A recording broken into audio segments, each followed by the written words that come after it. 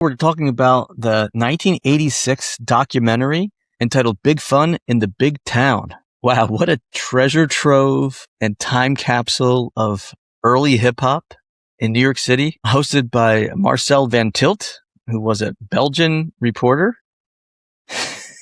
I cannot believe we just cracked open this one. On this episode of Hip Hop Movie Club, we open a time capsule and see some predictions about the evolution of hip-hop that came true, some lesser acknowledged pioneers of rap get respect, and a special guest none of us saw coming. All thanks to a Dutch filmmaker. Yeah, this is a Dutch documentary. So, guys, we finally did a foreign film. Foreign film. That's great. It aired on Dutch television in 1986, and it disappeared because there was no repeat showings of it.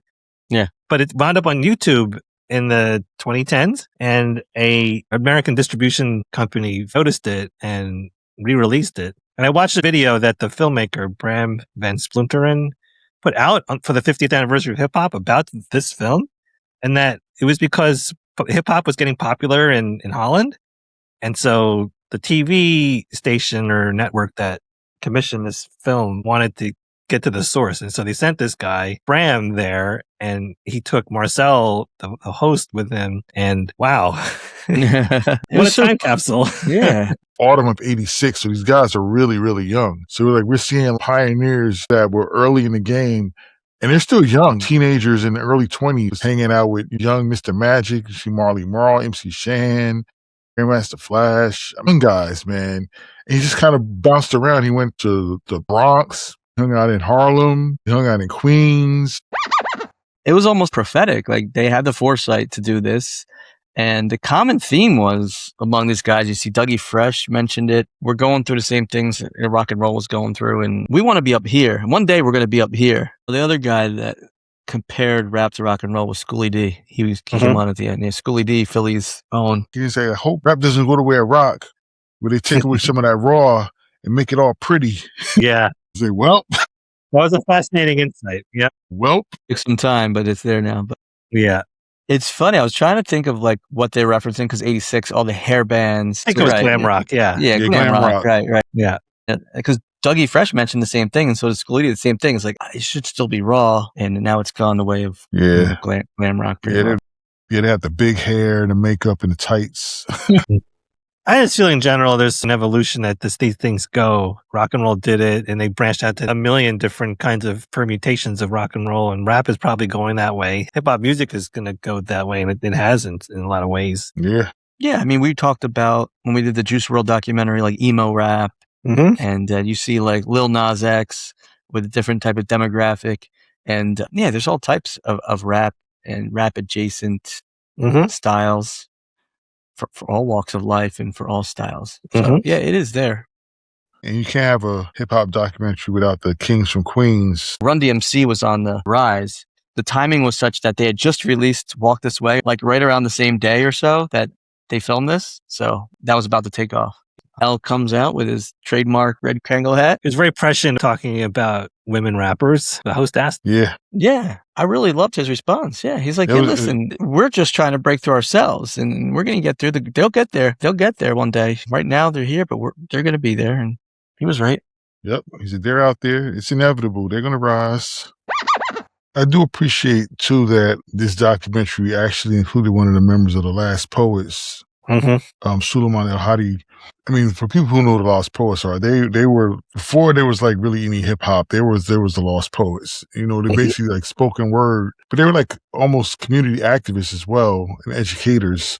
And he wasn't too happy with the way the rap was going. He's like, yeah, they have nursery rhyme raps, and they don't talk about any substance. They don't talk about the real stuff. He said they need to address more issues with their energy. You know, on the flip side, LL, they juxtaposed him, and he's like, yeah, I'm just trying to take the pressure off of the listeners. I don't want to talk about the heavy stuff. I want them to come out and have a good time. I don't want to have them come out and talk about the sad, depressive stuff that's going on. I want them to enjoy themselves. Yeah. It was kind of funny. It's like how they edited that. So it's like almost like him responding to Suleiman. No, that was a choice. Yeah. Yeah. The Last Poets. I'm glad they put this in here. I agree with you. Because, again, a lot of hip-hop documentaries don't mention folks like Schoolie D or the Last Poets, because Right. we get to see Grandmaster Flash and Run DMC and LL and Biz Markie and Roxanne and those types. But you dig a little bit deeper and you get to Schoolie D and you get to the Last Poets and you get to those people that really paved the way for a lot of what we see now. The scene that stole the whole documentary for me, you probably saw.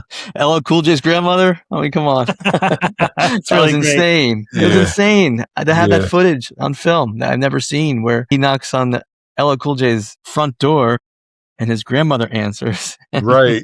He's like, I'm here to see LL Cool J. You must be the grandmother. She's like, yes, I am. You're so sweet. And she come Very on sweet. in. Oh my God. And then he'll be here in just a moment. I'm like, I was like, she is so charming. All right. So let's go around and rate this documentary, Big Fun in the Big Town. Boogie, would you bring this funky flick back or leave it in the vault? Bring this funky flick back. No hesitation. Mm-hmm. Dino Right, bring this funky flick back or leave it in the vault? Absolutely bring this funky flick back. Yes, I will make it unanimous. Bring this funky flick back. This was a great one.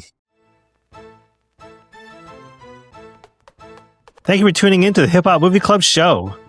The show for serious hip hop fans who want to deepen their cultural knowledge. I'm Dino Wright, filmmaker, designer, longtime hip hop fan, and I recommend Original Amsterdams by Osdorp Posse.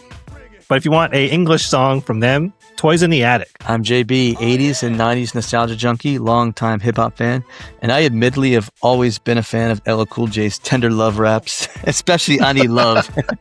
When I'm alone in my room, sometimes I stare at the wall. I used to know that. I used to have the whole thing memorized. Yeah. I mean, the ladies definitely love that song. Uh-huh.